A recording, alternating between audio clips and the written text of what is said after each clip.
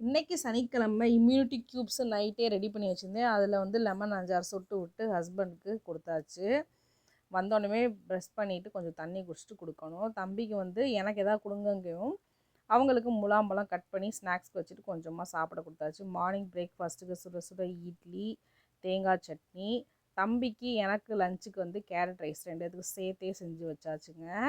இந்த கேரட் ரைஸில் லைட்டாக கறி மசாலா தூளும் இஞ்சி பூண்டும் இடித்து போட்டால் போதும், என்னோடய பையன் சாப்பிட்டு வந்துடுவாங்க. ஹஸ்பண்டுக்கு வந்து இன்றைக்கி தயிர் சாதம் தான் தாளித்தேன். அதில் வந்து இஞ்சி, வெங்காயம், கேரட் எல்லாத்தையும் நல்லா துருவி போட்டு இந்த 2 சாப்பாடுக்குமே சைடிஷாக வந்து உருளைக்கிழங்க ரோஸ்ட் பண்ணி கொடுத்தாச்சு.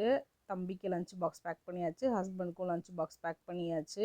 எல்லா வேலையுமே முடிச்சுட்டு அவங்க கிளம்புனதுக்கப்புறம் இம்யூனிட்டி க்யூப் செஞ்சு அந்த சக்கையை வந்து செடியை எல்லாத்துக்குமே வந்து போட்டு விட்டேன். இது அவங்களுக்குமே கொஞ்சம் இம்யூனிட்டியாக இருக்கும் அப்படின்ட்டு.